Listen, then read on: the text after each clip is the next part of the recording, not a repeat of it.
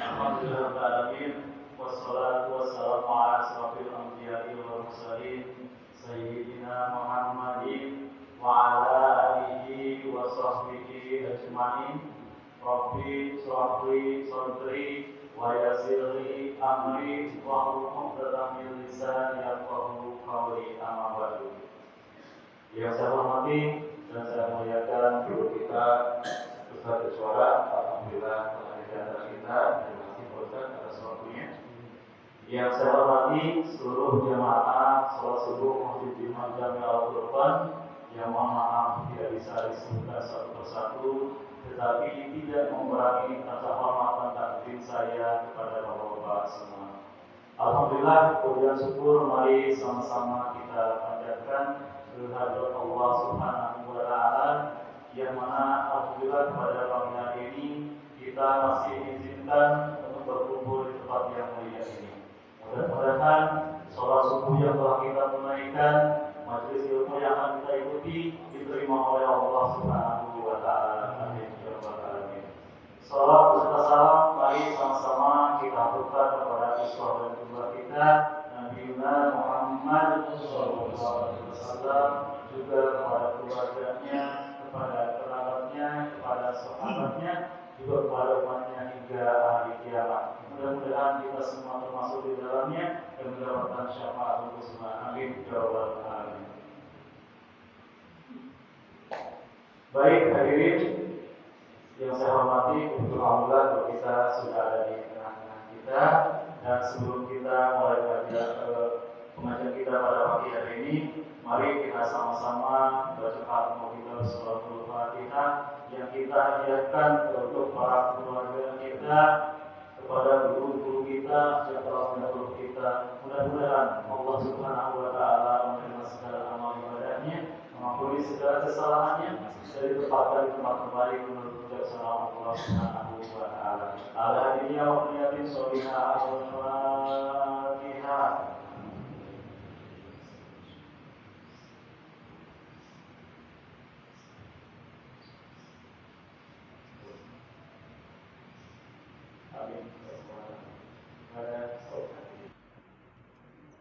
Alhamdulillahilladzi arsala rasulahu bil huda wa dinil haqq liyuzhirahu ala dini kullihi wa kafa billahi shahida. Asyhadu an la ilaha illallah wahdahu la syarika lah wa asyhadu anna Muhammadan abduhu wa rasuluhu alladzi la nabiyya ba'dahu. Allahumma shalli wa sallim ala Muhammad wa ala alihi wa sahbihi wa man tabi'ahum bi ihsanin ila yaumil qiyamah. Jamaah salat berjamaah subuh dan diteruskan dengan kajian Masjid Al-Furqan yang dimuliakan oleh Allah Subhanahu wa taala. Alhamdulillah, dengan izin Allah, dengan iradah inayah dan hidayahnya, kita semua bisa melaksanakan di antara kewajiban-kewajiban kita hal-hal yang besar dan paling penting dalam kehidupan kita, yaitu ibadah. Di antaranya sholat subuh berjamaah dan diteruskan dengan kajian ilmu. Semoga Allah mencatat menjadi catatan amal ibadah kelak nanti di akhirat. Amin ya Allah ya rabbal alamin. Salawat dan salam mudah-mudahan terlimpah curahkan kepada junjungan alam, yaitu Nabi Muhammad sallallahu alaihi wasallam, kepada keluarganya, kepada sahabat, tabi'in, itba'u tabi'in, dan sampai kepada kita yang meniru dan mencontoh jejak langkah beliau. Amin ya Allah ya rabbal alamin. Jamaah ikhwatu iman rahimani wa rahimakumullah, mari kita teruskan lagi kajian kita, yaitu tentang hadis Al-Arba'in An-Nawawiyah. Sekarang Al-Hadisu Al-Hadi wal Ishrun, yaitu hadis ke-21. An Abi Amrin Wakila Abi Amrah Sufyan ibni Abdillah radhiyallahu anhu qala qultu ya Rasulullah, qul li fil Islam qawlan la as'alu anhu ahadan ghairak. Qala qul amantu billahi summa istaqim. Rawahu Muslim. Jamaah ikhwatu iman rahimani wa rahimakumullah. Hadis yang ke-11, hadis yang ke-21. Yang kemarin kita membahas hadis yang isyruna tentang kalam nubuwah, yaitu ucapan-ucapan para nabi di saat mereka menjabat sebagai nabi, sebagai utusan Allah Subhanahu wa taala. Dikatakan bahwa silakan kita berbuat apapun gitu, sekehendak kita, kalau seandainya kita tidak punya rasa malu. Yaitu banyak orang yang tidak punya rasa malu di hadapan Allah, bahkan di hadapan manusia, sehingga mereka berbebas-bebas berbuat kemaksiatan. Di rasa malu itu yang menjadi rem pengkontrol manusia dari berbuat kemaksiatan. Itu kesimpulan dari hadis yang ke-20. Dikuatkan dengan hadis al-haya'u minal iman. Malu itu bagian daripada keimanan. Dilanjut, Imam Nawawi mengarang lagi atau menyimpan lagi hadis yang ke-21, yaitu masih tentang bagaimana kita memperbaiki hati kita, memperbaiki jiwa kita. Dikatakan dalam hadis ini, hadis dari Abu Amr, Sufyan bin Abdullah radhiyallahu an bertanya kepada Rasulullah sallallahu alaihi wasallam, ya Rasulullah, qul, ucapkan, li, kepadaku, fil Islam, dalam Islam. Ketika masa-masa di mana manusia mungkin bisa jadi adalah baru mengenal Islam, atau bisa jadi dia sudah lama berislam, Sufyan ini bertanya kepada Rasulullah, katakanlah kepadaku, nasihatilah aku dalam Islam ini. Qaulan, suatu ucapan, la as'alu anhu ahadan ghairak, yang dimana perkataan itu muncul dari mulut engkau, dari lisan yang mulia, wahai Rasulullah, dan aku tidak nyari lagi kepada selain engkau ucapan itu. Qala, Rasul menjawab, qultu, ucapkan, azamkan dalam hati, amantu billah, aku beriman kepada Allah, summastaqim, kemudian istiqomahlah engkau dalam keimanan. Rawahu Muslim. Jamaah ikhwatu iman rahimani wa rahimakumullah. Kalau kita lihat, mencerna, banyak membaca hadis tentang bagaimana para sahabat bertanya-tanya, meminta kepada Rasulullah SAW wasiat. Ini menunjukkan bahwa para sahabat begitu girohnya luar biasa dalam ilmu, dalam berburu warisan para nabi, begitupun dalam tazkiyatun nufus, memperbaiki jiwanya, memperbaiki hatinya, bukan memperbaiki hartanya. atau memperbanyak hartanya. Walaupun di sisi lain tidak mengapa. Bagaimana nih kalau mau usaha yang sukses, mau usaha yang berhasil, mau bisnis yang sukses. Tapi para sahabat yang dilihat, bahkan yang dirangkum oleh para ulama, hadis-hadis yang menerangkan tentang bagaimana para sahabat ingin meminta nasihat dari Rasulullah SAW untuk memperbaiki apanya? Hati. Ya, seperti seseorang, ya Rasulullah, wasiatkan kepadaku agar aku masuk surga. La taghdab, jangan marah. Apalagi ya Rasulullah, la taghdab. Apalagi ya Rasulullah, la taghdab. Walakal jannah. Di sisi lain ada lagi sahabat, ya Rasulullah, amalan apa yang paling mulia? Engkau sholat tepat waktu. Kemudian engkau sholat tepat waktu. Wasiat atau meminta wasiat tentang bagaimana cara memperbaiki diri, memperbaiki hati.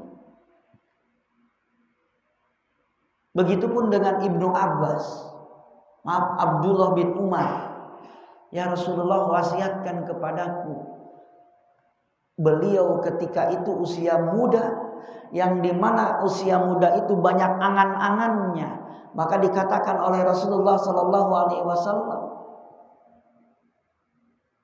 kun fid dunya, jadilah engkau hidup di dunia ini seperti orang yang musafir atau orang yang bepergian. Maksudnya apa? Orang musafir atau bepergian itu tidak akan hidup selamanya. Pasti kembali lagi ke kampung halaman. Sedangkan yang nanya siapa? Orang yang masih muda, Abdullah bin Umar kalau tidak salah. Pada saat itu Rasul tahu psikologi yang menanyakan siapa ini. Oh, orang muda itu pasti banyak angan-angannya. Maka di-stop oleh Rasul. Engkau haruslah hidup ini sebagaimana seorang musafir atau orang yang bepergian. Nanti engkau akan kembali lagi, pulang lagi. Jangan kelamaan, jangan keenakan di dunia itu. Pak, kita lihat orang muda itu biasanya apa, Pak? Poya-poya, terus apa lagi? Hura-hura, seolah-olah dia masih umurnya panjang. Maka oleh Rasul diingatkan, diwasiatkan, kamu harus hidup sebagai seorang musafir. Berpikir disitulah orang cerdas. Begitupun kepada orang yang tadi menanyakan, ya Rasulullah, apa jalan ke surga itu? Jangan marah. Karena tahu Rasulullah secara psikologi orang ini pemarah. Orang ini pemarah. Ada yang nanya lagi, ya Rasulullah, apa yang paling afdol amal itu? Kata Rasulullah, engkau sholat tepat waktu. Kenapa? Karena orang ini yang nanyakan adalah orang yang selalu menunda waktu sholat. Menunda waktu sholat.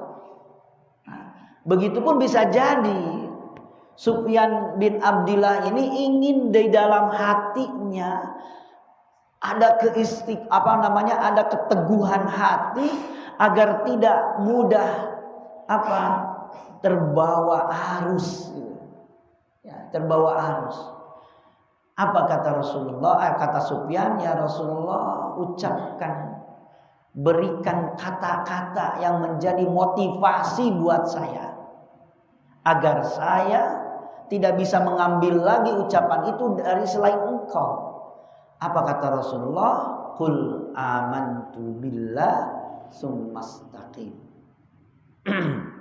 Maka kita cerna, perkataan dalam Islam ketika seseorang ingin mendapatkan keislaman secara utuh, maka ini bisa mengandung dua kalimat amantu billah summastaqim, yaitu dua perkataan yang dimana mencakup seluruhnya, yang dinamakan rukun Islam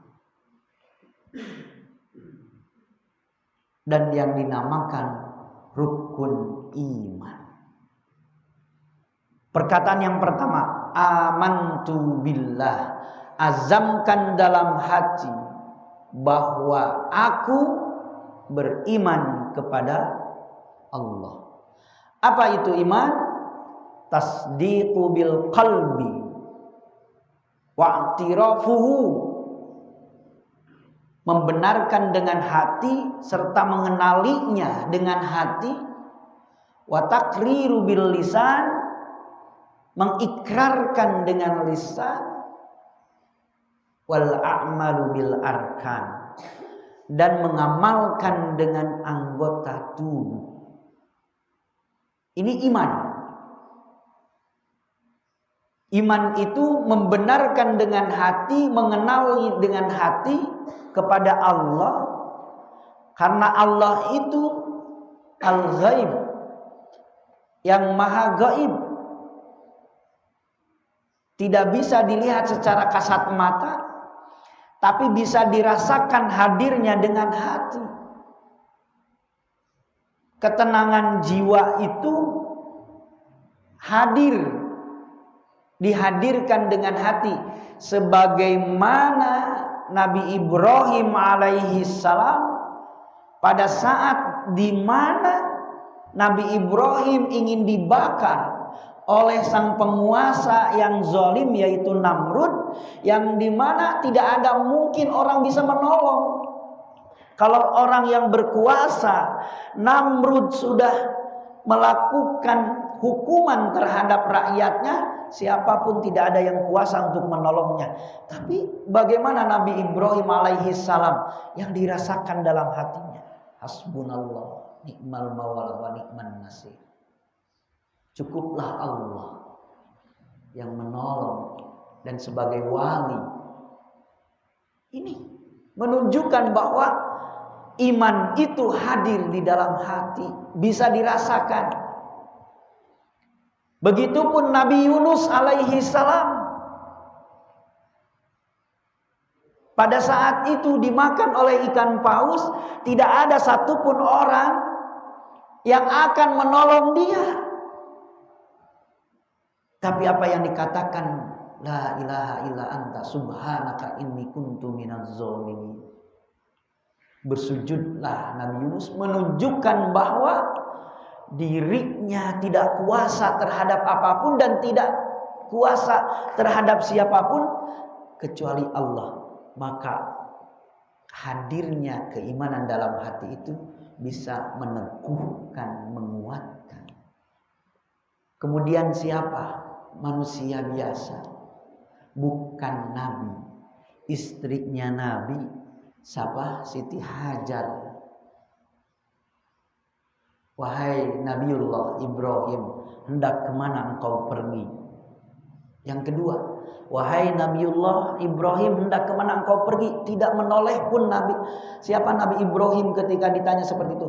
Yang ketiga, ini keimanan yang dihadirkan dalam hati. Wahai Nabiullah Ibrahim, jika ini adalah perintah Allah, Allah tidak akan meninggalkan kamu. Adakah Pak istri-istri bapak-bapak di sini yang rela ditinggalkan tanpa pegang ATM, tanpa pegang HP, tanpa ada warung satupun? Ada gak? Ada gak Pak? Siti Hajar ditinggalkan dengan bayinya, bahkan baru melahirkan, di tempat yang dimana tidak ada kehidupan di situ. Tidak ada kehidupan di situ. Makanya Siti Hajar was-was secara manusiawi, wajar bertanya-tanya, apakah Anda ini seorang suami tidak bertanggung jawab meninggalkan kami dalam keadaan seperti ini, tidak punya apa-apa, Kalaupun sekarang kita warung dekat, kalau bapak-bapak jauh-jauh misalkan pergi meninggalkan istri, bisa ngutang dulu. Ini tidak bisa. Tapi apa, lihat didikan Nabi Ibrahim Siti Hajar itu. Andai kata ini adalah perintah Allah, maka Allah tidak akan membiarkan kita. Amantu billah. Iman itu membenarkan dengan apa? Dengan hati. Dengan hati. Ketika kita secara akal sudah mentok, secara ide sudah habis, tidak ada lagi penyerahan diri kita sepenuhnya untuk Allah. Kita lihat Nabi Ibrahim, Nabi Musa, Nabi Yunus, pada saat itu secara akal rasio manusia tidak ada yang mampu menolongnya. Maka hadirlah amantu billahnya. Itulah Pak, efek yang luar biasa ketika keimanan itu hadir. Sebelumnya pernah dibahas. Andai kata sekelompok manusia berkumpul untuk mencelakakanmu, tapi kalau Allah berkehendak tidak, maka tidak akan. Dan apabila kamu sudah merasa aman, kita sudah merasa aman, tapi kalau Allah berkehendak mencelakakanmu, itu celaka. Nah, itulah iman terhadap takdir. Keimanan itu pun harus dihadirkan pada saat ini. Ternyata ucapan Rasul ini menjadi yang berpengaruh besar terhadap kehidupan seseorang. Terhadap kehidupan seseorang. Ya. Masya Allah. Nabi Muhammad Sallallahu Alaihi Wasallam ketika berperang, biasanya malam-malam atau waktu fajar, sebelum fajar, ketika sahabat terlelap tidur, beliau sendirian bersujud kepada Allah, berdoa agar apa nanti ketika peperangan yang dilakukannya mendapatkan kemenangan. Bersujud kepada Allah. Ini menunjukkan bahwa efek keimanan di dalam hati ini, bahwa amantu billah adalah sangat luar biasa dalam kehidupan kita. Bukan hanya takriru bil lisan. Suka ingat Pak? Seorang motivator mengucapkan, kalau kita mengucapkan bisa, berarti apa? Apa pengaruhnya? Bisa. Ini sebetulnya dari definisi keimanan. Iman itu membenarkan dengan hati tadi. Kalaupun lisan itu hanya sebatas lisan, tapi hatinya tetap tidak akan bisa. Maka munculkan dalam hati azam, kekuatan, i'tikad, kemudian apa? Ucapkan dengan lisan. Hati sudah besar niatnya, tapi lisan masih belum. Nah, itu tidak akan ada sinkron. Maka iman itu muncul dari hati, kemudian ucapkan Rabbunallah, Rabbunallah, Rabbunallah. Tuhan kami adalah Allah, Tuhan kami adalah Allah, Tuhan kami adalah Allah. Ya. Mungkin bisa jadi para ulama menyimpan talafuz bin niyat, ya, talafuz ini, tapi menjadi standar tetap dalam hatinya. Talafuz bin niyat itu untuk menguatkan hati. Bahwa kita sholat karena Allah gitu. Nah ini takriru bil lisan itu mengikrarkan dengan lisan agar magnet positifnya atau kekuatan positifnya muncul di dalam jiwa kita, bahwa Tuhan kami adalah Allah. Kemudian mengamalkan dengan anggota badan. Jangan nyimpang lagi, harus sinkron antara hati, ucapan dengan perilaku sikap kita. Ini adalah iman. Summastaqim, kemudian istiqomah. Istiqomah itu apa, Pak?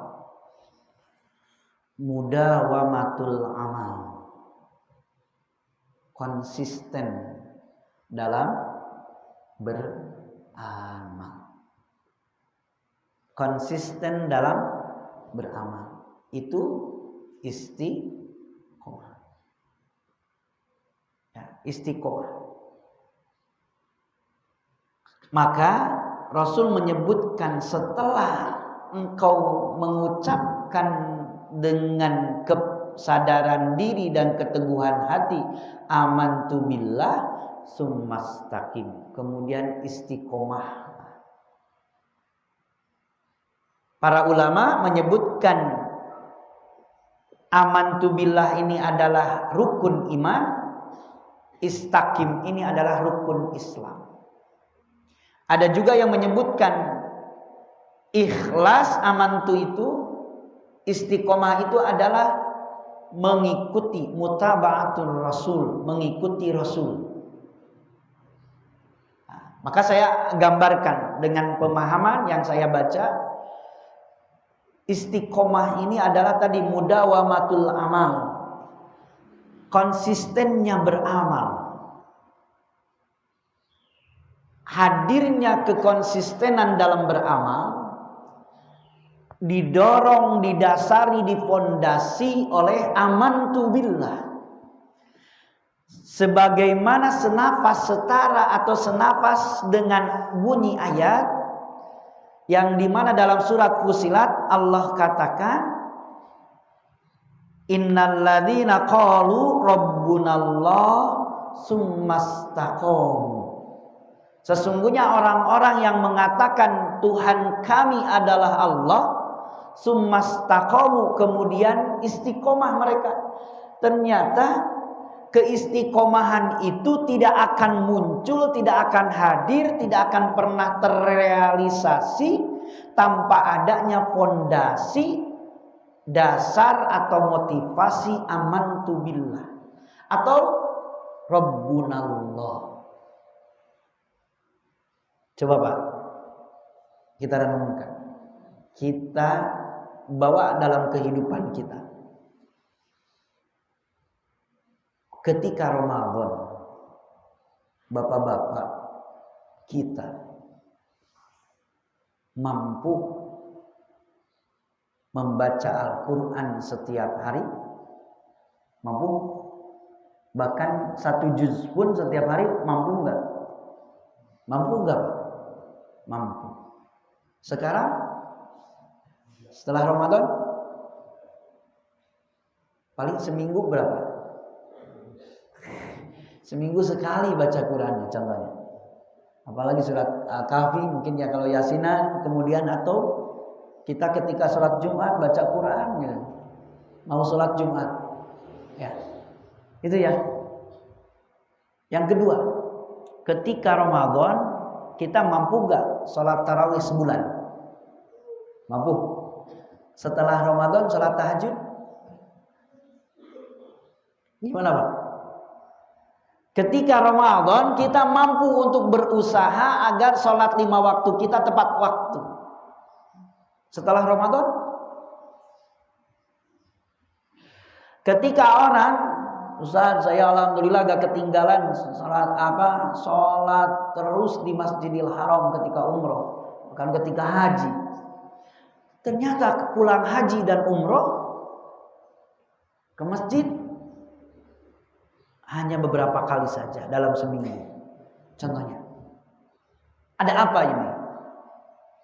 Apa yang menjadi melatar belakangi seseorang tidak istiqomah? Contohnya, tidak mudawamah, tidak konsisten. Kenapa? Karena tadi amantunya nih. Kalau amantu, kalau dalam praktek ibadah nawaitunya maksudnya. Imannya kepada Allah masih minim.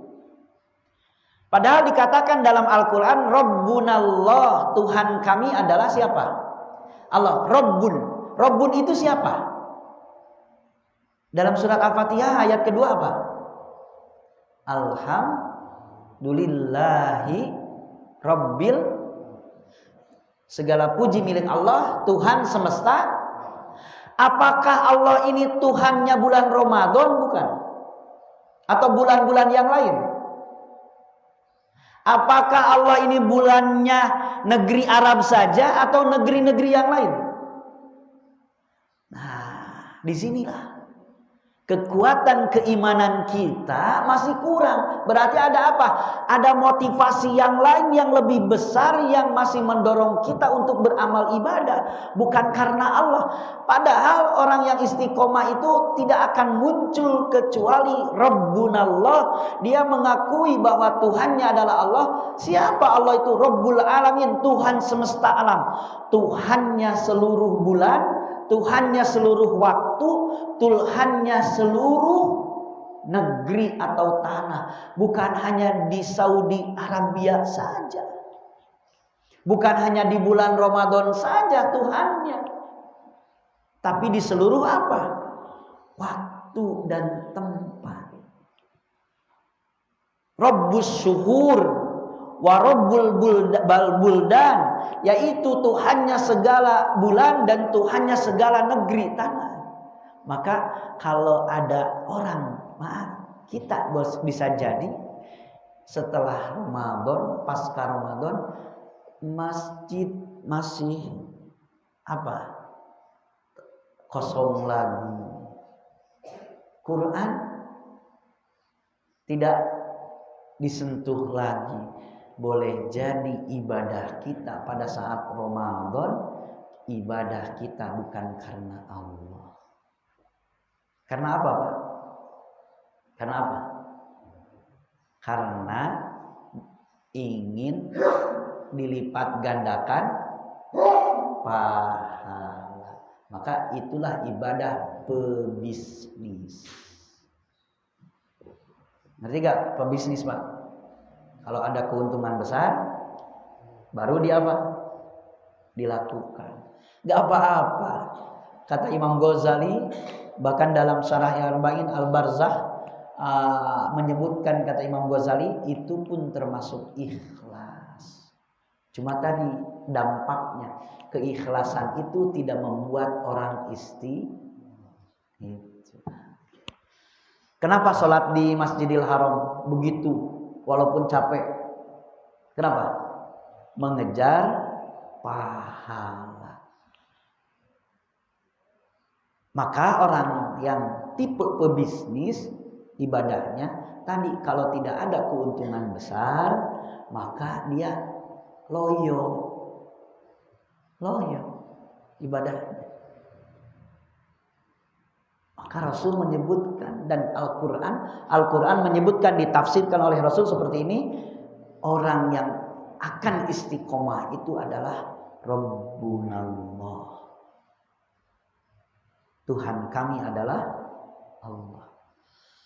Sampai jam berapa, Pak? Jam 6 berapa ini? Takutnya ternyata ada 5 poin yang ingin saya sampaikan. Mau istiqomah, Pak? Bu, Bapak, jamaah mau istiqomah?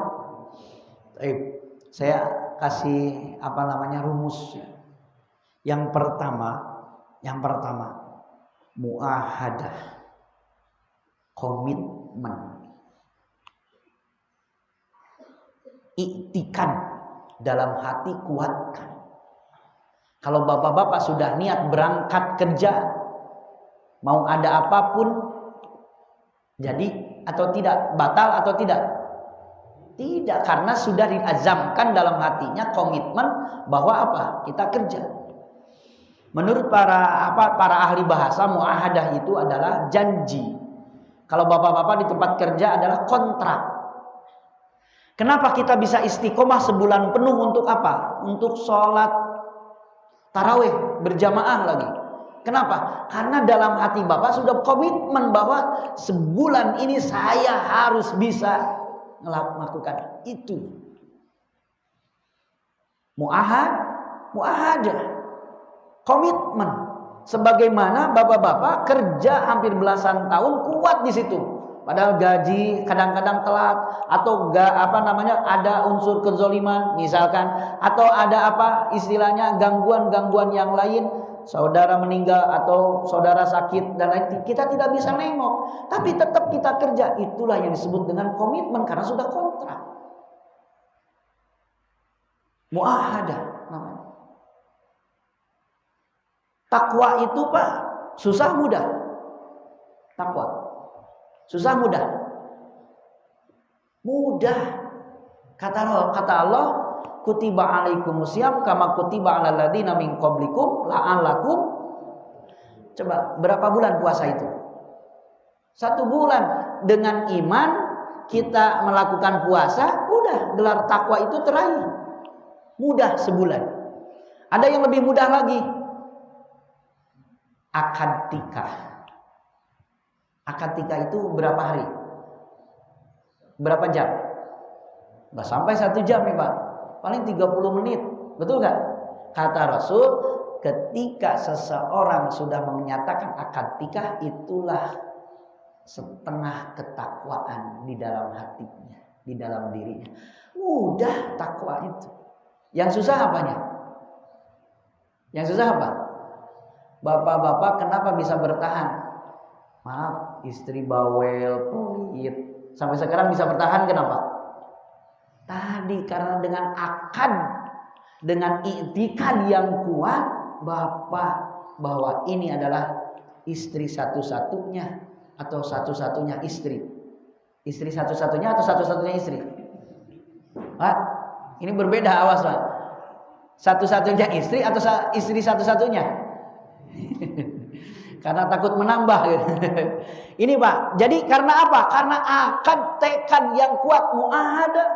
Bapak bisa mempertahankan rumah tangga. Begitupun ibu.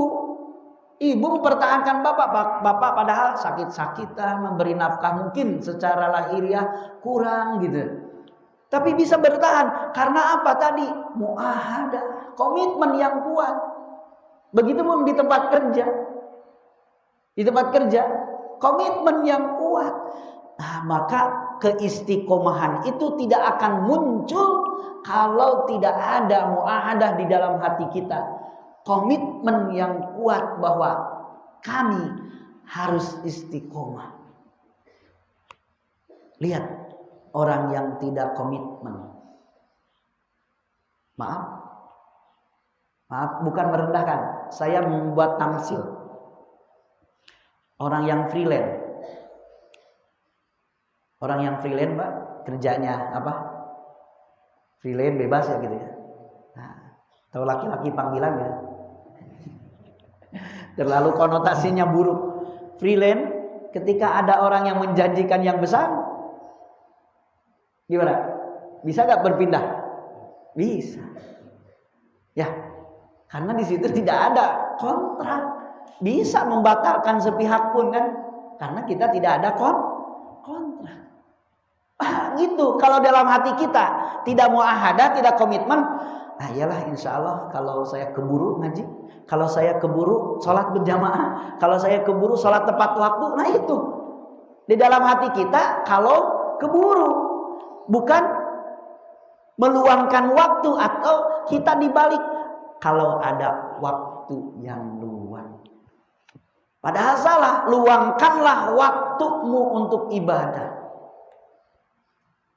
Ini yang komitmen, beda dengan freelance. Ya, kalau dalam kerja. Nah, ini akan mudah tergoyahkan. Ini ciri-cirinya orang munafik. Orang munafik.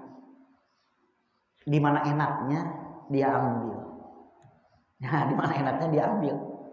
Ini Pak, ya, jadi muahadah. Kalau orang yang sudah punya komitmen, konsekuensi yang terjadi terhadap dirinya akan mudah dihadapi. Contohnya siapa? Bilal bin Rabah. Dia sudah berazam, asyhadu an la ilaha illallah, bertekad masuk Islam. Padahal konsekuensinya dia seorang apa? Budak. Bisa jadi Yang namanya perbudakan itu mau disiksa, bahkan mau disetubuhi itu halal pada saat itu. Konsekuensi seorang budak. Bilal karena sudah apa?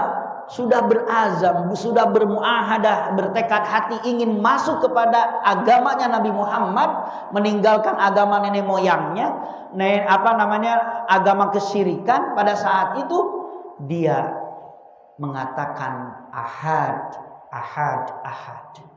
Walaupun disiksa, dihamparkan di mana? Di padang pasir yang panas, kemudian ditimbun oleh batu, kemudian disiksa oleh siapa? Oleh majikannya. Karena dia sudah apa? Berazam, bermuahadah. Para ulama menyebutkan andai kata Bilal mengatakan Tuhanku adalah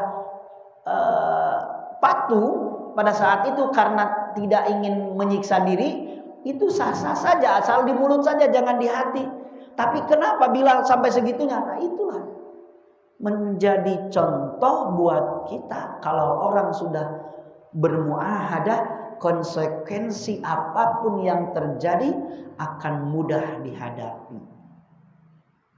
Dan pada akhirnya Bilal ketika apa? Ketika masih hidup, Bilal diberi kabar gembira. Bilal, suara sendalmu, suara langkahmu di surga sudah kedengaran. Itu masih hidup. Amalan apa yang membuat engkau sehingga suara sendal atau langkahmu sudah terdengar di surga?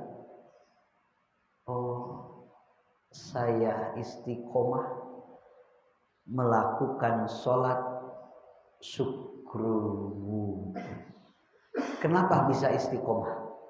Karena tadi muahadahnya kepada Allah, amantu billah. Insyaallah. Siapa lagi dalam contoh orang yang sudah muahadah?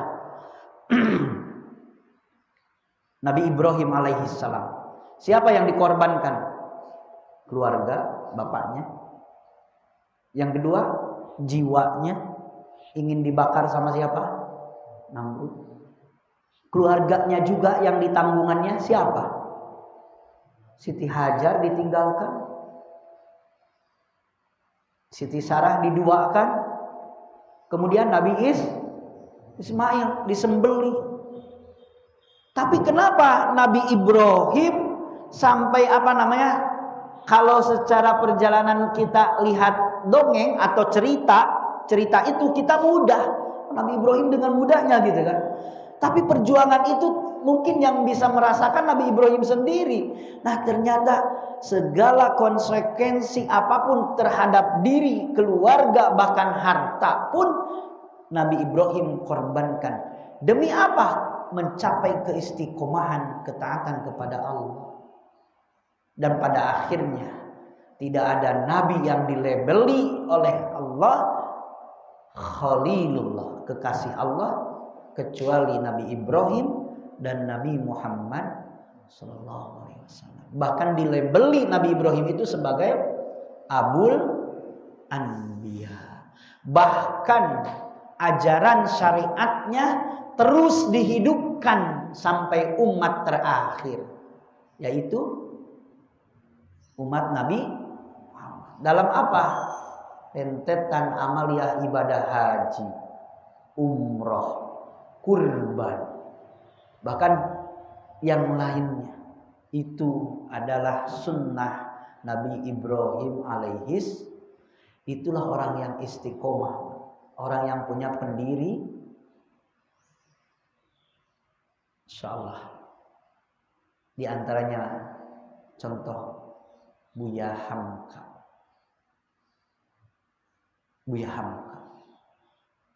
Walaupun secara politik berseberangan atau bermusuhan dengan penguasa Bung Karno, bahkan dipenjarakan. Tapi bagaimana Bung Karno menghargai orang yang punya komitmen? saya meninggal ingin diimami oleh Buya Hamka. Ya, ini maaf, secara politik bermusuhan, berseberangan.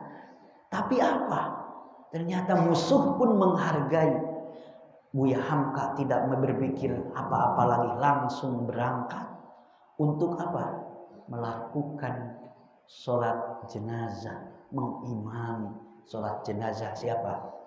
Bung Karno. Di kitab sebagai tauladan. Ini kalau sudah apa? Punya komitmen, konsekuensi apapun akan terasa mudah dihadapi. Kita pun kadang berat untuk kurban 1 tahun sekali. Nabi Ibrahim mengkurbankan siapanya? Apakah tahu Nabi Ibrahim bahwa nantinya akan diganti oleh gibas? Enggak.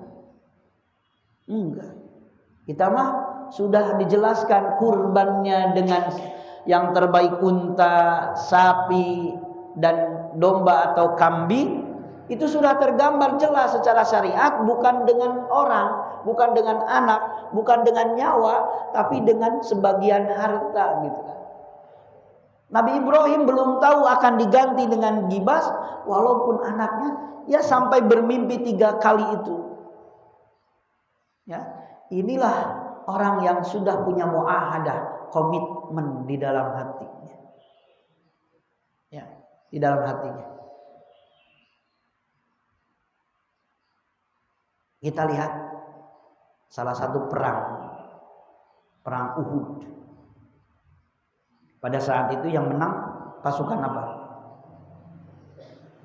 Pasukan muslim yang menangnya, cuma ada sedikit kendala.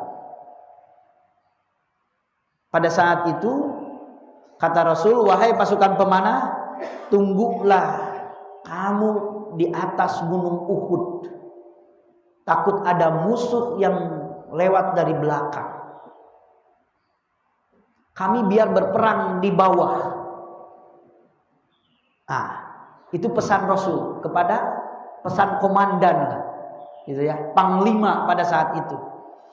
Ternyata pada saat itu berkecamuklah perang, kemudian dimenangkan oleh umat Islam, ghanimah besar, banyak. Yang di atas ternyata tergiur, bahkan ada rasa apa? Rasa maaf, iri, atau istilahnya tidak percaya terhadap yang di bawah itu sahabatnya. Wah, kalau saya diam saja, kalau kami diam saja, ini tidak akan kebagian ghanimah itu. Maka turunlah mengambil ghanimah, dan benarlah pasukan kafir Quraisy yang dipimpin oleh Khalid bin Walid mengetahui celah bahwa pasukan pemanah yang berada di Gunung Uhud itu berhamburan ke bawah. Maka siapa? Khalid bin Walid membelakangi gunung, kemudian datang dari belakang menyerang. Bahkan Rasul pun sampai berdarah, tapi tetap dimenangkan oleh pasukan muslim. Tapi ada resiko. Maksudnya apa? Kalau secara pribadi kita tidak punya komitmen, lihat akibatnya. Akan mudah goyah, tergiur. Alhaakumut takasur. Ya, dengan harta atau dengan duniawi, kehidupan duniawi akan mudah tergiur. Kalau orang tidak punya komitmen, seperti tadi contohnya. Pasukan tidak komitmen dengan perintah Rasul, dengan perintah komandan, dengan perintah panglima, maka akan cepat. Begitupun kita tidak ada komitmen untuk istiqomah dalam menjalankan ketaatan kepada Allah, karena tadi didasarinya bukan karena iman kepada Allah, maka akan mudah tergoyahkan. Seperti laki-laki tadi atau yang kerja freelance, mudah. Kalau ada yang menggiurkan, udah, gitu ya. Padahal yang dicintai oleh Allah itu amal adwamuha, dawamnya, wa in qalla, walaupun sedikit, sedikit itu. Maka bapak-bapak di sini istiqomah. Ada canceling Sholat Jumat 5.000 terus aja 5.000 dari 2000 tahun 2000 sampai 2023 5.000 aja terus karena istiqomah. Wa in qalla walaupun sedikit. Kalau bapak-bapak ke ibu-ibu gimana Pak? Di rumah tangga istiqomah atau ada penambahan?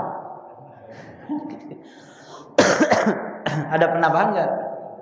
Bensin aja naik Pak, bensin aja naik gitu kan, BBM aja naik gitu. Jadi keistiqomahan itu harus dibangun dengan komitmen, dengan muahadah. Yang kedua adalah mujahadah. Apa mujahadah? Keseriusan dan kefokusan. Harus serius. Kenapa kalau gak serius? Celaka Pak. Bapak bisnis. Pak Hasto bisnis apa? Kelapa. Kalau kita tidak serius menggeluti kelapa, itu akan mudah Pak. Apanya? Kerugian dan lain sebagainya. Ada di kampung, di lain waktu jualan pulsa. Pulsa tidak apa namanya? Tidak ini jualan yang lain lagi. Gorengan, coba Pak, dari pulsa ke gorengan. Ya kan? Tidak fokus, tidak serius. Tidak digeluti. Maka itu akan mendapatkan kecelakaan. Tidak akan istiqomah. Betul Pak. Salah satu contoh ya tadi, kalau orang di sini jualan baju sambil jualan handphone, nyambung tidak Pak? Nyambung tidak? Tidak nyambung. Apalagi jualan baju di sisinya jualan asin. Bau gitu kan Pak. Maksudnya ini keseriusan dalam bisnis pun itu diperlukan, apalagi di dalam ibadah. Contohnya siapa Pak yang celaka itu? Wailul lil musallin. Orang yang celaka itu orang yang sudah melaksanakan sholat.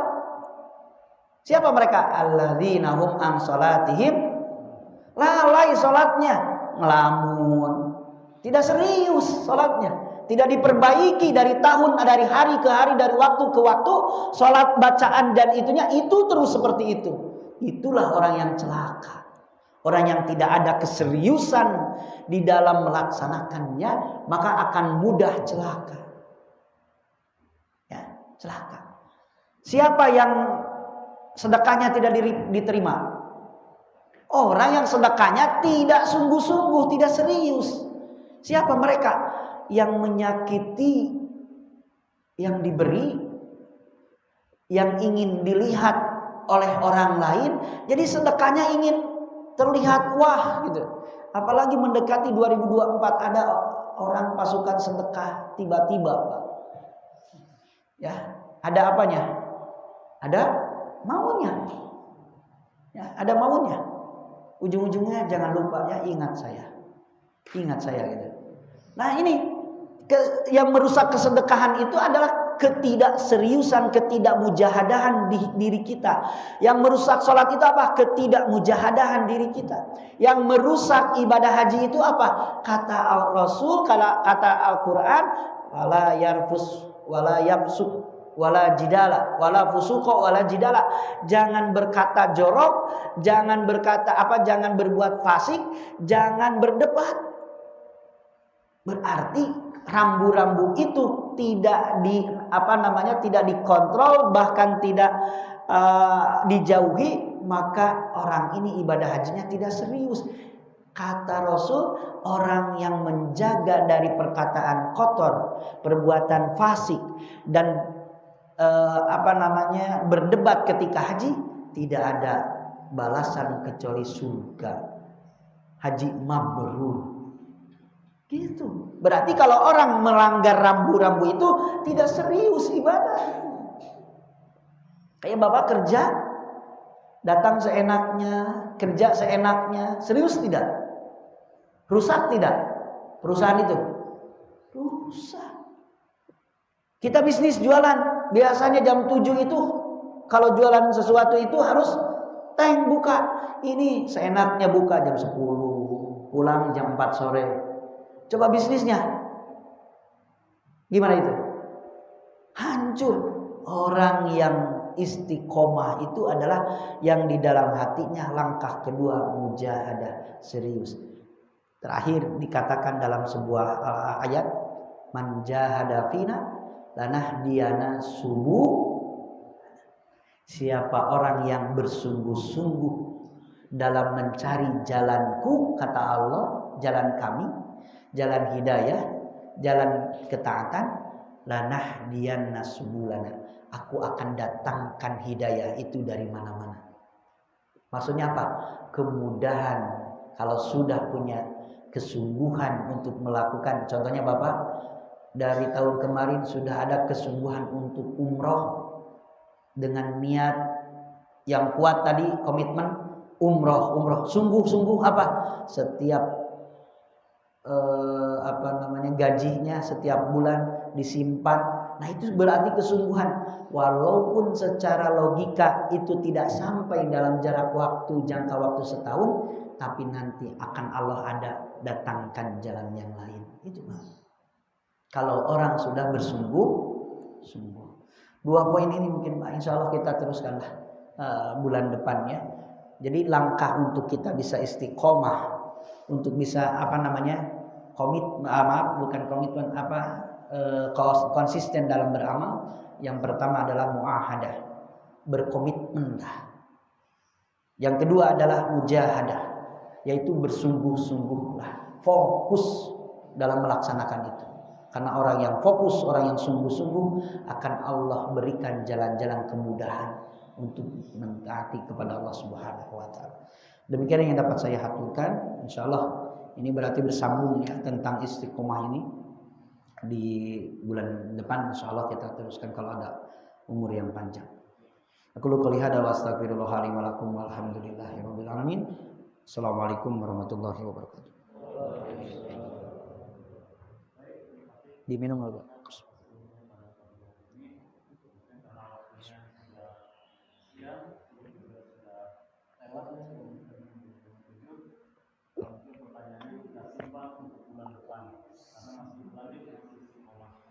Istiqomah insya. Amin.